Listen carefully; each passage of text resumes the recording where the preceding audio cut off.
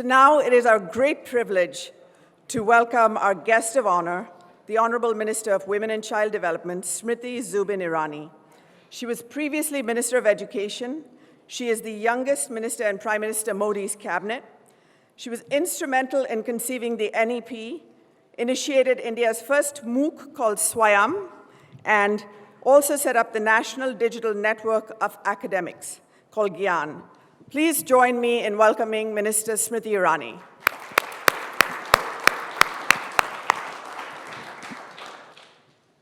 I want to say that as we draw these 2.5 days of conversation to close, it's highly apt, very befitting that we're doing it with the Honorable Minister, Smt Smriti Irani ji. It's not only because that, yes, she was the education minister that initiated many of the things that we spoke about, like the NEP, like foreign universities. Not only also because she currently is looking after women and child development, and those topics came up also. But also, as I will reveal as we go along in this conversation, is she is a continuous learner herself. But we will come to that a little bit further down in this conversation. I want to start by going back to the very beginning. Ma'am, we started this conference saying this is not India's decade, it's India's century, right? And I think at the end of 2.5 days, you can see the excitement in this group. We are even more firm believers that it is indeed India's moment. But we would love to hear from you, from a government's perspective, why is this India's moment? I think, Ashwin, COVID brought many revelations, not only about our own tenacity, our potential as a nation, but also how the world has reorganized itself in terms of relationships. If 3 years ago, somebody told you in the United States of America that without a single rupee spent on subsidy, in just 3 months, without a single piece of raw material or machinery at its disposal, India would become the second largest exporter of PPE suits to the world, nobody would believe you. If somebody told you 3 years ago that India will develop domestically vaccines against a pandemic which had a once-in-a-lifetime impact, at least in our lifetime, and will do so in terms of money, judiciously, in terms of scale, it will deliver technologically, nobody would have believed you. That we could ensure that we vaccinate 1 billion+ people with a made-in-India vaccine, nobody would have believed you. And apart from that we could become the pharmacy of the world and not profit from the world's misery, but actually ensure that we met our domestic needs for 1 billion+ people, and then export that pharmacological support to 160 nations across the world. That is what India did. And when you say,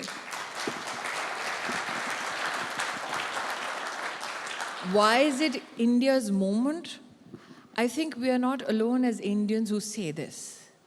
The world says that we were tested as human beings, as nationalities, as geographies. That the one country that did not put their own domestic needs above the need of humanity, the one country that did not give you pushback, in fact, utilized it as an opportunity to empower its own people, its neighborhood, and the world at large. That country is India. And we are not arrogant about it. And that is why what the world needs as we grow, as we heal, is a nation that is positioned well to deliver on scale, on speed, frugally, but at the same time can ensure that commerce and compassion can go together. That's very well said. Commerce and compassion can go together. That is, I think, a quintessential Indian Sanskriti and value. So I'm very glad that you said that. The skeptics, though... I also think that it makes a lot of business sense. So commerce and compassion. No business has ever survived by making its own customers bankrupt. businesses that ensure that the customers thrive and have more fiscal space, that the customer grows as the business grows, are businesses that live long. And every Indian quintessentially knows that. Well said. The skeptics, though, Smriti ji will say, India has had many moments in the past. We all, many Indians in this crowd, have... India has never had this kind of a prime minister before. Yes. And I was going to... I knew this was not going to be a straightforward fireside chat, but we'll enjoy this, and you'll enjoy this for sure. But maybe you already answered my question. Maybe I should still ask it. And I firmly believe, by the way, this is different from before. One reason is definitely that. What are other reasons why this is indeed India's moment? Why we should be very, very, very gung-ho about the next many years? When I say that India has never had this kind of a prime minister before, why do I attribute a very strong part of that confidence to that leadership?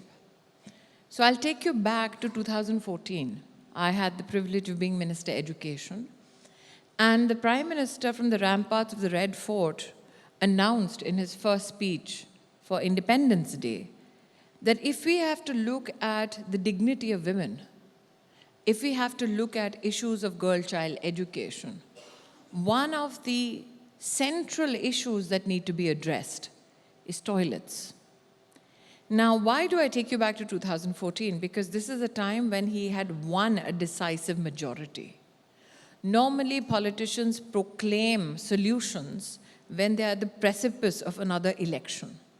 This is a prime minister who says, I have sat down at the drawing board and I know if I have to ensure that I provide opportunities for women in education, in family circumstances, or working women, I need to get this one thing right.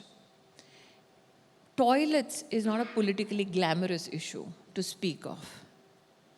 But if you look at 2013, and if you're a fiend for research like I am, 2013 we had research available in our country that 44% of women got sexually assaulted when they went out to defecate in the open.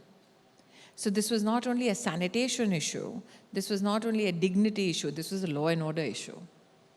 The other aspect was that in 2011, possibly 10, there was a World Bank report which said that India loses up to 6% of its GDP because of lack of sanitation facilities.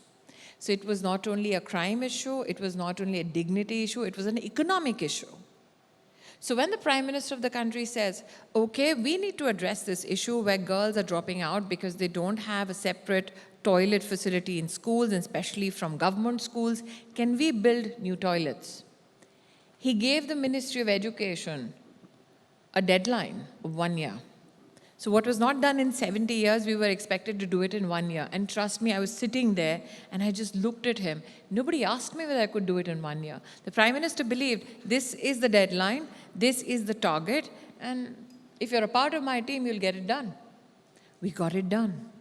400,000 toilets, we mapped every school in this country, we got it done. And we reduced dropout for young girls.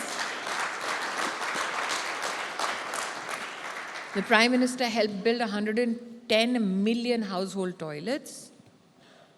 But what is the other thing that he managed to do? Last, he spoke from the ramparts of the Red Fort.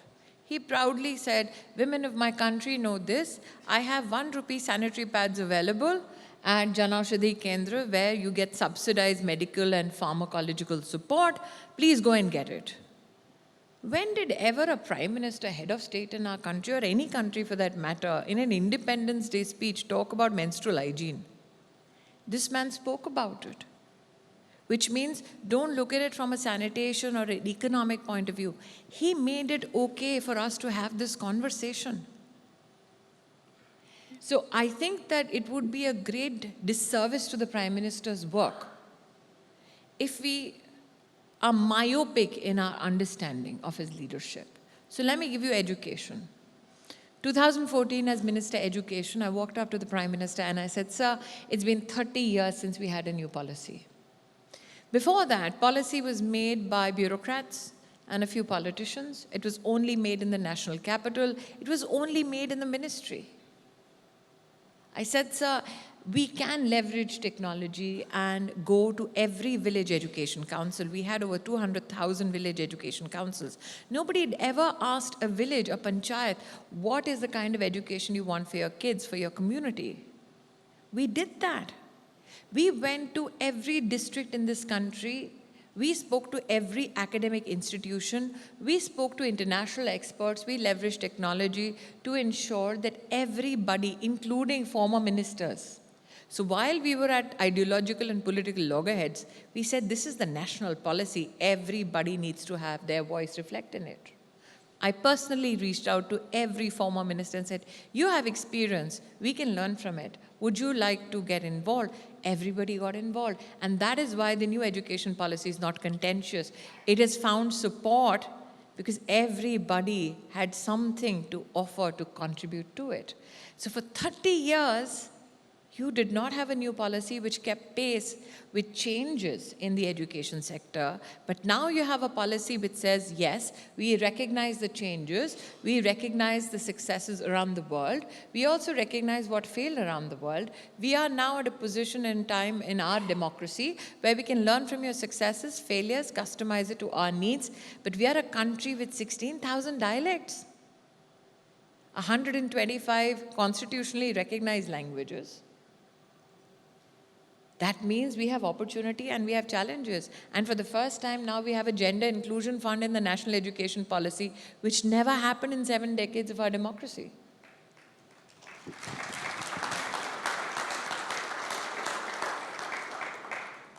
You know, one of the things that India will have to get right for us to realize this potential that we have is the education, the skilling, the employability of our youth, right? We have spoken about 600 million youth below the age of 25. And yet, some skeptics would say that the government only spends about 3% of GDP on education. And then the hope is that the private sector will come in and maybe step in. But a lot of the brick and mortar education, whether it's schools or universities, are regulated, and there's no room for private capital to come in there except in the form of philanthropy. How do you think about it? Where is the investment going to come from? I think that two aspects need to be looked at. Everybody asks me, how much more money is there in your purse? And my belief is, and I have served as minister in 5 different dispositions, as textiles, as women and child, I'm also holding the charge for minorities. I was Minister of Information Broadcasting. And in every ministry I have found, it is how wisely you spend that money that matters. For instance, in 2013-14, in the previous government, there was an allocation of 79,000 crores for education. This year, the allocation is 1,31,000 crores. So when you ask the government to spend, what am I spending? I'm spending your money. Do I have to be judicious with the taxpayers' money? Absolutely. So did you provide in the budget for toilets before 2014? Of course you did, but you never built it. Now the taxpayer needs to reflect on this and ask, if I was paying for that toilet, why didn't it get built? Now we've built that toilet. Do I need to make a budget for it again? I now need to make a budget for maintenance. So to say that your spend has to correlate to a certain percentage of the budget is again restricting yourself from the vibrancy of the sector per se. For instance, everybody would tell me build a school or build a college every 5 kilometers. Today, Ashwin, with a kind of digital revolution in education, do I need to put in more money into that brick and mortar thing, or do I need to put in a policy in place where you can thrive? So needs evolve, challenges also evolve, solutions evolve, and we need to make that accelerated solution of prime importance.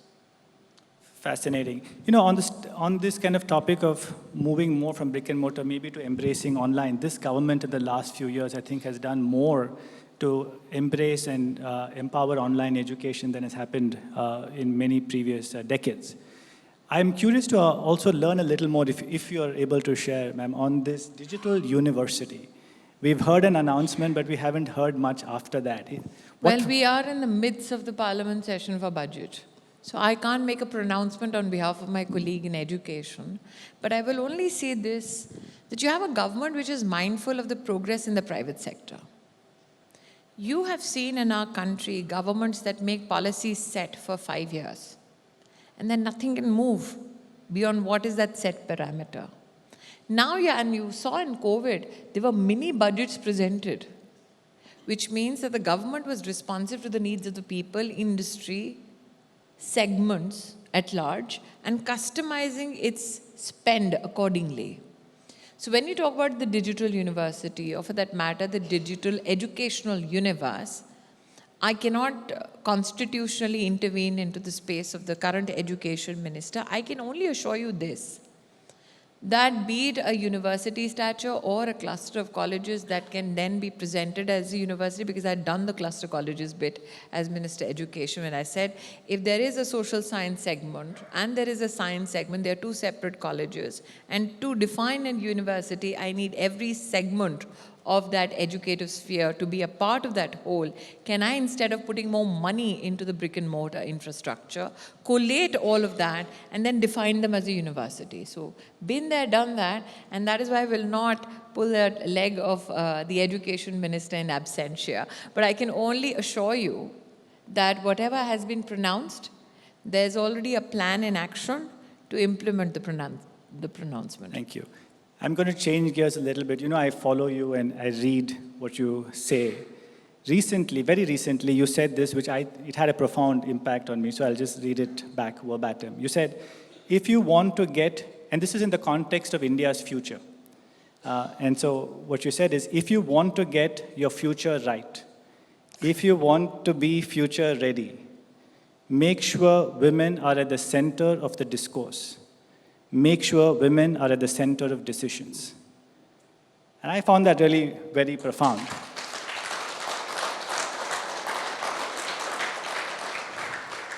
But I also, and I think we can all acknowledge, we've made a lot of improvement in getting there to this, from where we were maybe 10, 20 years back.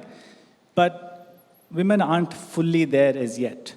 And if I look at a girl child in a school, can we really tell her that she has the same opportunities available Of course. to a boy? No, and I say this with a semblance of certainty, because I come from a family that had only possibly less than $3. In 2000, yes, in the year 2000, I got my first job when I had my last 200 rupees in my pocket. So I'm the person from the trenches, a woman born to a family where no woman has ever worked, here in Gurgaon, just possibly half an hour from this fancy hotel. I come from there. And now I am the cabinet minister, absolutely tenacious without compromising on my work ethic or my personality. And we can get it done. As long as you educate that child, as long as the parents are informed, as long as societally we have decided that we will not ensure any discrimination, withstand discrimination if we witness it, I as an Indian woman can be that example that yes, we can get it done even if we are from the trenches, even if we don't have a rupee to ourselves.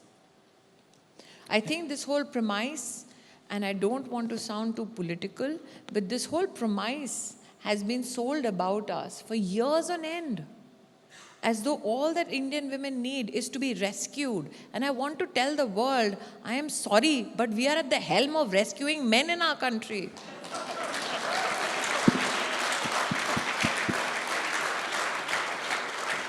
Again, COVID. There's a lady who developed the COVID testing kit in Pune, pregnant. She went, got her IPR registered, got her product done, got it tested, gave it to the market, and then went and had the baby.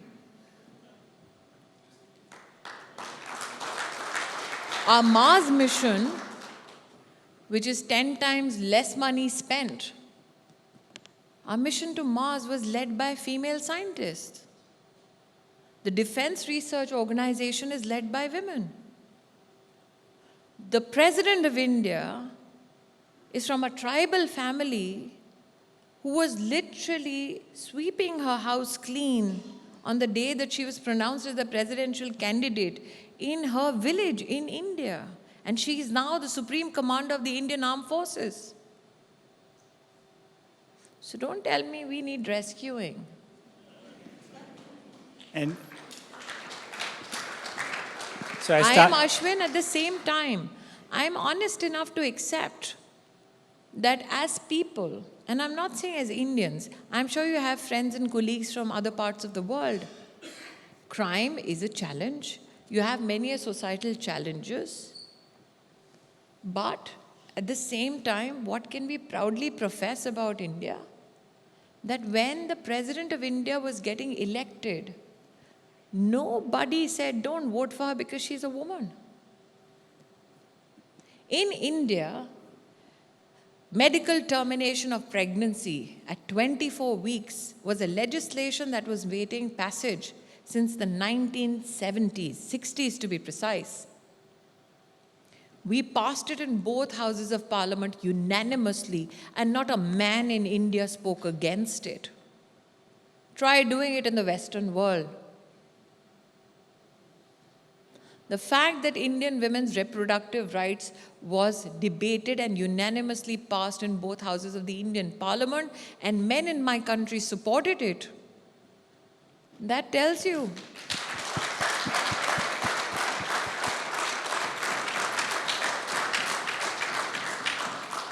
And I think you're understanding why I said in the beginning, this is a befitting culmination of 2.5 days of discourse.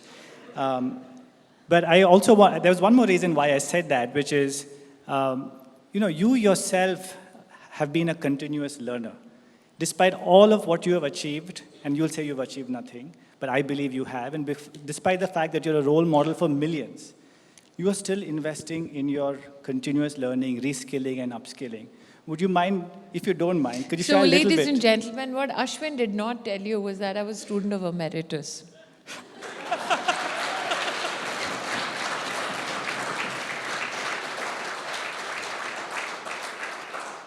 And I think the first time I contacted not him, but somebody in Emeritus was when I was running between elections and I had to submit one of my assignments. And my device tanked. And I did not know who to reach out to, so I called the helpline. And then somebody just had a heart attack at Emeritus. Because they were like, are you sure this is who it is?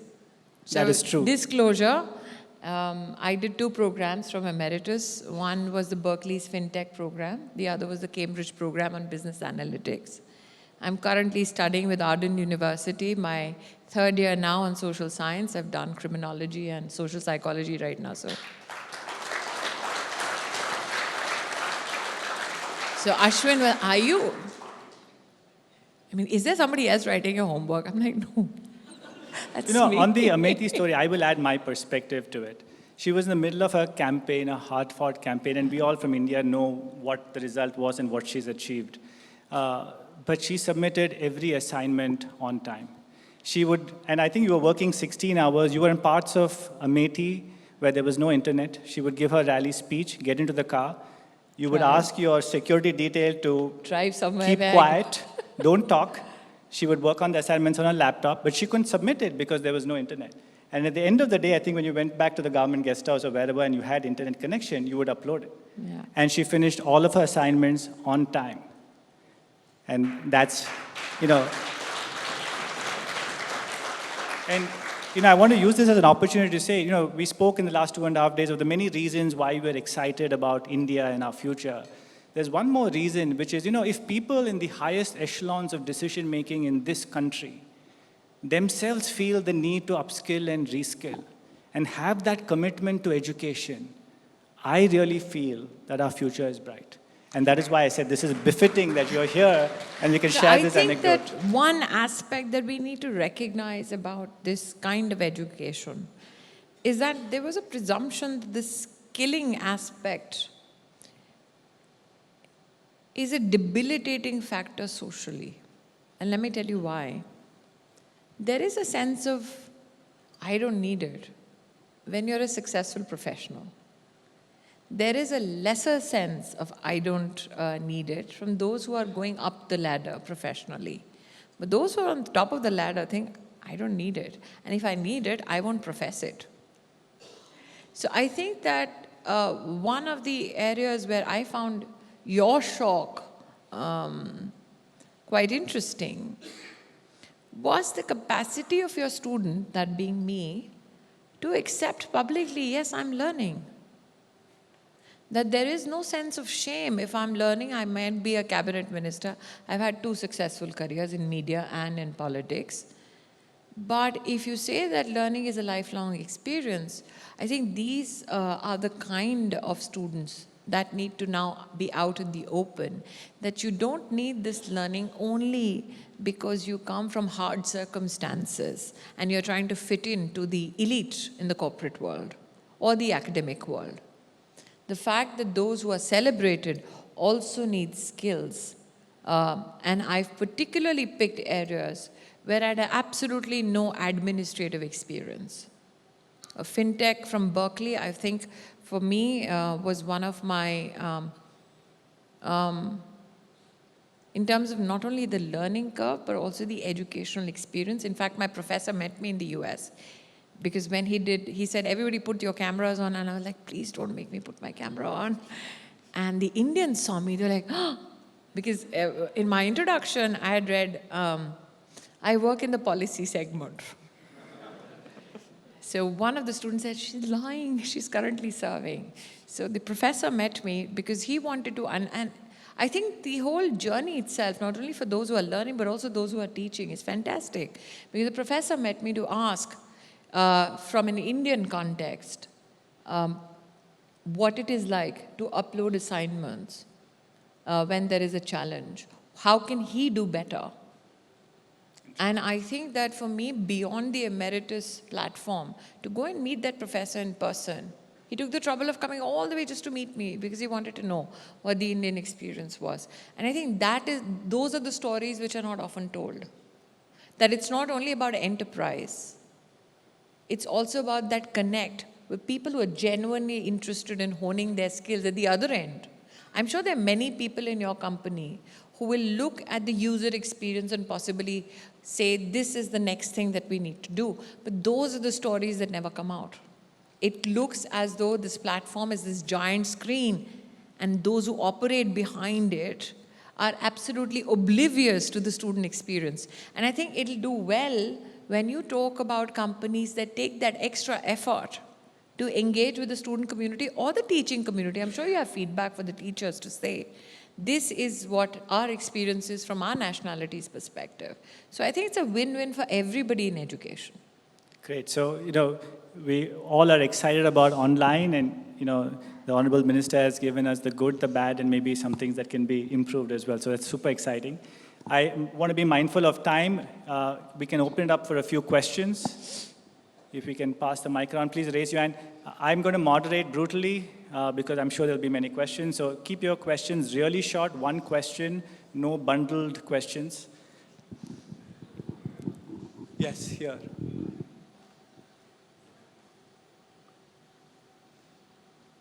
Namaste, Smriti ji. At Chambadi, we are in the business of providing career counseling and subject matter expertise to Tier 2, Tier 3, Tier 4 and rural areas. What are your expectations in the from educational front, women and child development front with respect to these markets, not from the past, but for next 5 years, especially that we have language-enabled services and we can literally touch ground zero there now? I think that if you look at the growth prospects only, let's say from the female perspective, you have in the recent budget an announcement of clusterizing self-help groups, right?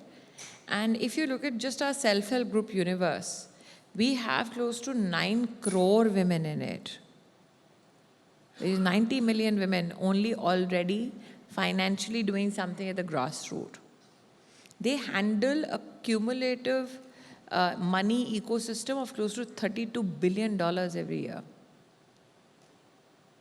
Now, Now imagine the skill they already have because they are managing such a huge volume of money. Not only are they transacting, but they're also manufacturing. So if you can customize and reach out to that particular segment, there are many who are now being told, when we did the Mudra Yojana, that was not a gendered spend. 320 million loans given out of which 70% are female beneficiaries, which means that these women had the intrinsic talent to draw up a business plan, go to a bank, get that money, put it back into their business, let the business grow, pay that loan back because the NPA is less than 2% for female entrepreneurs. Now, most of these women now want to be mid-sized companies, or if they are very small enterprises, they want to be in the larger bracket of the MSME. What is the counseling that they need for that transition? That is a huge opportunity for you. So I'm going to... Yes. You have options now in the care economy. The budget recently announced 157 colleges, corresponding to 157 medical colleges in the country. You have Ayushman Bharat, which now services 100 million families.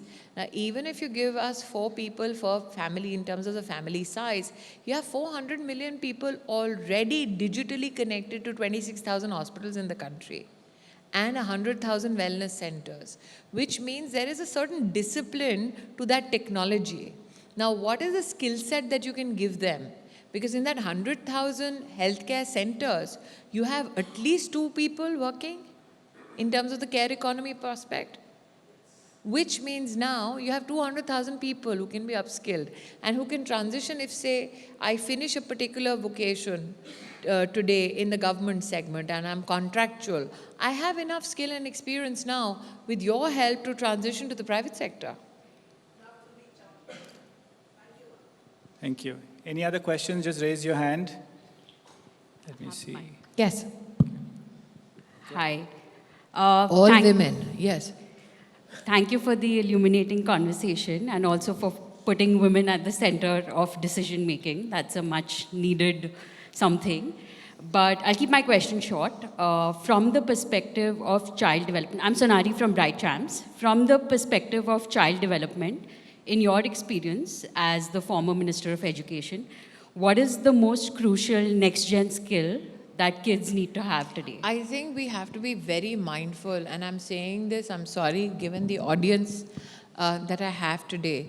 In 2013-14, OECD came out with a report about digital learning. And now there are reports which say that they impact the cognitive skills of our kids. So if you're looking from a child perspective and learning, we talk about how to make virtual labs. That was a buzzword 8 years ago. But how much of the capacity of a child, technologically, scientifically, and from a cognition point of view, do you kill with early introduction of a device?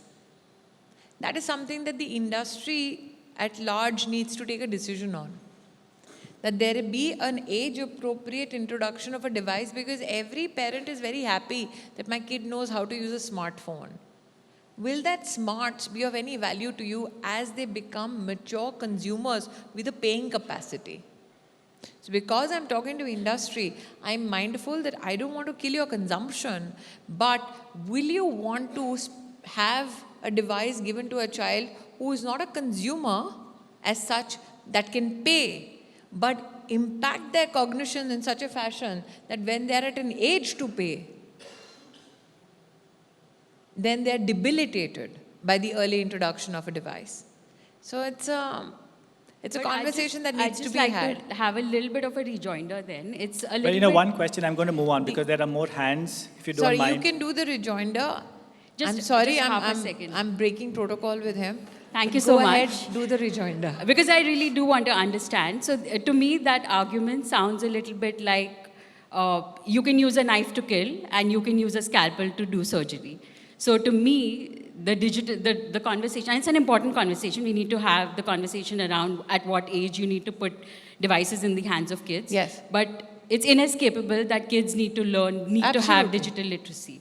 So to me, so then what would you say to that then? Like, I mean, so... No, I don't deny it. It's not the responsibility of industry alone. It is the responsibility of parents that give birth. Sure. Yeah. So I am not an escapist from that point of view. Why am I saying this to the industry? Is that before somebody tells you to do it, would you like to do it yourself? I think that's my position. The second aspect is that when you talk about technology and children's learning, which aspect of the learning would you like to teach? What is your medium of instruction? So today I have a 7 crore or 10 crore population that belongs to a tribal community that has different linguistic experiences. Does your technology deliver education in their linguistic experience? For instance, the OECD test on how acute your absorption capacity is with regards to curriculum did not suit the Indian purpose, because I saw the test. One of the tests asks a child to differentiate between a few brands. One of the brands was Burberry. Now imagine a kid sitting in Himachal Pradesh or in Nagaland thinking, what the heck? Okay? And that kid is not able to appropriately answer that test. And that parent or that teacher says, oh, this kid is not good enough. So I think that even our testing capacities needs a localized solution. Because there is so much of, why did I enjoy Berkeley, the fintech?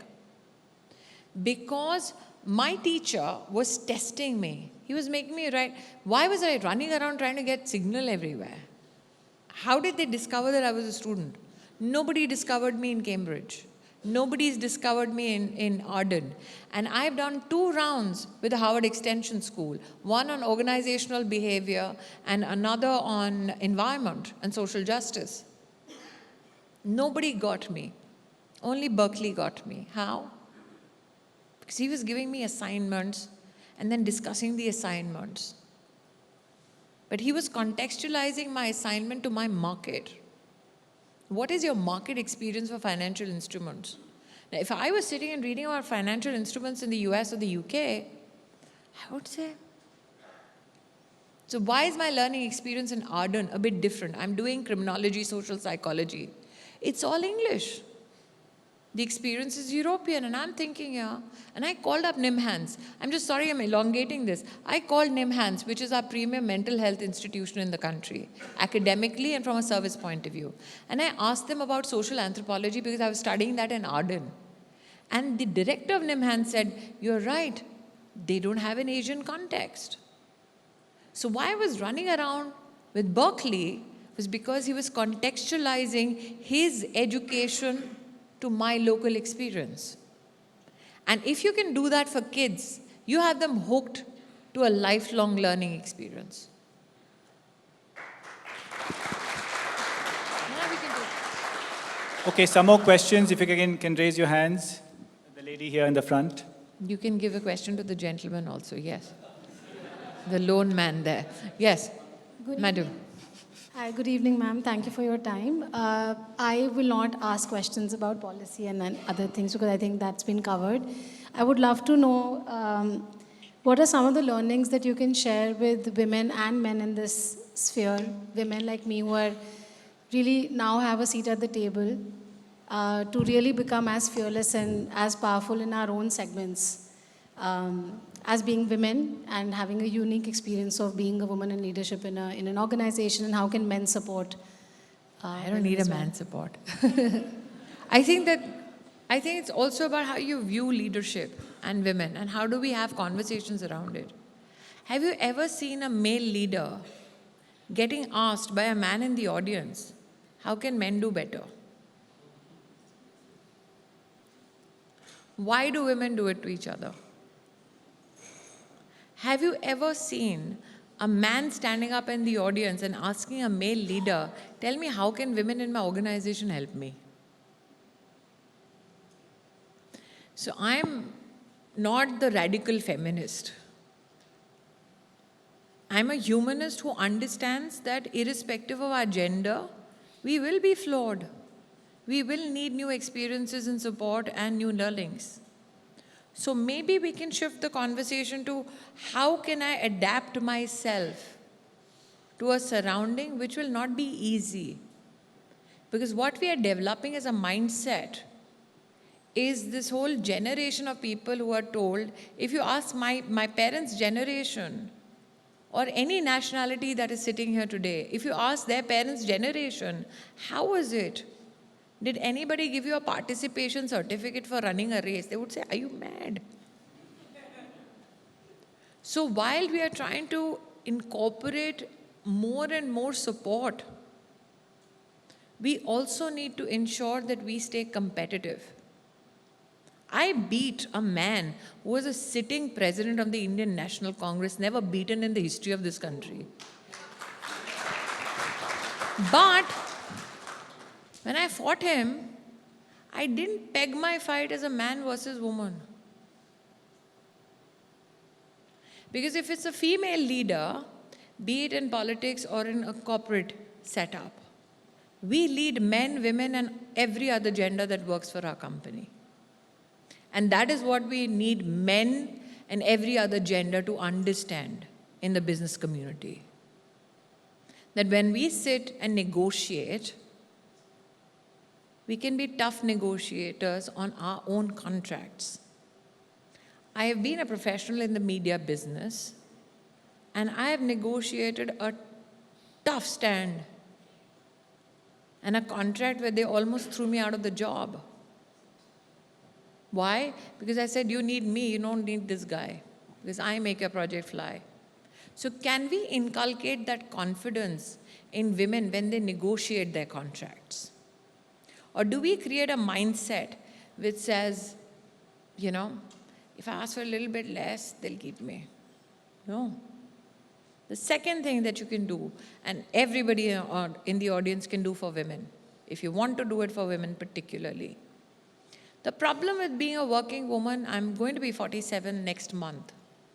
When you're 20, you're inexperienced. When you're 30, you're about to give birth or have just had babies.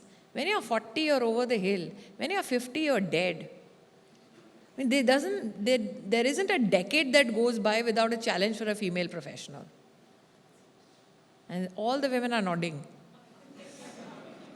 And irrespective of nationalities, they're nodding. Which means this is not an Indian problem. So when you qualify standards for promotions, how do you qualify it in your companies? Which decade of the woman working in your company do you spare? The third thing that companies can do, we are very focused on women consuming technology because we made for great spenders and we are loyal customers. If the product is good, we stay with it till the day we die. That's how we are quintessentially, irrespective again of our nationalities. We have a strong loyalty quotient. We do that not only for products, we do that for politics as well. How can you create more and more women who own technological enterprises? Should only we be happy with the fact that entry-level positions are filled by women? Or marketing positions are filled by women? Acha, boardroom you have to fill it because the law says so. And who do we fill the boardrooms with?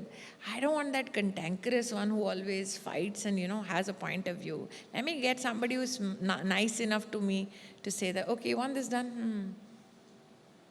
Which boardroom is happy to accommodate women who have a mind of their own? So I think those where the money is high in terms of spend, do you have a female leader there? Not where you need admin or HR, where you have money. The gentleman wanted to ask. Yes. One last question from the gentleman. Good evening, ma'am. Thank you for this opportunity. Recently, Prime Minister Modi announced that UGC draft guidelines to get foreign universities from the US. And you've experienced, US education to an extent. A lot of us have come back to India. But one of the things around that policy is that a lot of foreign campuses, especially the top ones, will find it difficult to come to India. One of the things, having been in education and in a new role, because you're a part of the government, do you think there's an opportunity for public-private partnership? There are a lot of great edtechs here. There are a lot of diaspora like me who've come back to India, right? And we together May I know your work. name, sir? I'm Chetan Bhargava. I've studied at both sides of the continent, and I think there's a lot of diaspora now which has come Chetan, back. one disclosure. Yeah. The institutions that I've had an academic experience with, I've been in the US and the UK. But the reason why I've had this academic experience with the UK and the US is because I'm a cabinet minister currently serving. Imagine if I'd done it from an Indian institution, the hue and cry would have been that either I have mollycoddled them into giving me some certificate, or I've wrestled my way through a staff room. Sure. So this disclosure is only on my my question- behalf, but Yeah. in terms of you talking about PPP, Yeah. There are a lot of great constitutionally, academics in our country is not meant for profit, which is where the underlying foundational challenge lies. And I think when academic experiences are digitalized, that is the new era that is being addressed through policy. For instance, I mean, Ashwin was kind enough to talk about Swayam. It just was a brief mention. Swayam was something that I designed with Satya Nadella. I remember Satya had visited and said, "What do you need?" I said, "I just need 4 engineers. Don't give me anything else." We built Swayam from scratch, India's first MOOCs platform. We have 1,600 courses and 17 million students at base price, what, of 500, 600 rupees. Not much. I think digitally there is much, much more scope of engagement. The policy is in place. There is some policy that evolves also. Because dual degree is something that was done when I was minister, and we had seen a lot of benefit from it. The other, I think, positives of doing the technology partnership is that the spend on infrastructure is reduced, and you can enhance your spend on attracting more and more talent, be it the teaching talent or the talent in terms of the students that you want to service. Now, every student will not have the financial capacity to pay for, let's say, emeritus. So who is that student community that you would like to bring forth only so that your student experience can grow and you can present to the world a student who otherwise would have been left undiscovered? And possibly you can then support to an international university of their choice who can then come back, Chetan, just like you. So another aspect that Ashwin had just kind of passed around was a program called Gyan. And the Prime Minister was of the opinion that we have the teaching community that either retires or has the mind space and the good nature to, during their breaks academically, go out and teach people from the challenged communities. And he said that can we invite that international academic or for that matter, that Indian who's become an academic internationally, who would like to service the needs of the Indian population, especially students, in far-flung places or in government institutions. That's how we began Gyan. It was the global network for academicians.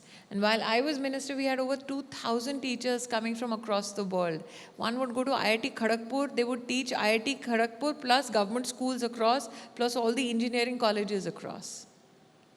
They would never have an Indian experience like this. And we would never have an experience of somebody who's renowned in their field, who's had international exposure, and who can come and then interface with our teachers and our faculty as well. In fact, I mean, Ashwin has introduced me as his student. I'm going to be guest faculty at IIM Udaipur from the 28th. Now, I could have done it digitally, but I'm going physically. So every teacher may want a different experience. So infrastructurally, there may be differences in how policy views you. But I think technology has been the great leveler now for partnerships. And why look at partnerships with government? There are government-supported colleges and universities that you can partner with. So I think if we look at the range of possibilities we have in our country today, and not look only at the IITs, I had the privilege of making the national ranking framework for India. So if you look at the top 500 institutions, that's your opportunity. And thanks to that framework, many universities now have a way to, the top 100 at least, can offer online degrees and expand access. We're completely out of time. I apologize. I can't take any more questions. Minister, you've already given us more time than we had bargained for. But, one of the things that, I said, it's very apt that we're ending with you is, we are ending with inspiration. There is so much of what you said. Don't end, begin. We are beginning with inspiration. Begin with inspiration. I think, ladies and gentlemen, the fact that some of the best minds in EdTech are here today tells you about the promise and the premise of India. So those who are here with big money bags to invest, welcome. Those who are here to look at us as a consuming market, welcome. And those who are homegrown businesses, there's no better time to be in business as an Indian. Thank you, Smriti ji. May I please ask Deborah, co-founder, managing partner at GSV, our partners for this, to please come on stage. We have a small memento as a token of our appreciation. Say a few words and please give the memento to the minister. Thank you so much. It was such an honor to have you here. I'm 62, so I think I'm dead. Don't worry, I'm getting there. It was such a privilege to have you here today. It was wonderful, a wonderful and perfect ending. We've been so blessed in our event that we do in San Diego with the Arizona State University. We've had U.S. presidents, we've had Mexican presidents, we've had such incredible leaders like Barack Obama and George Bush and Vicente Fox, et cetera. So you are a perfect conclusion to our inaugural Indian conference. So thank you so much for doing it. We're so honored. So.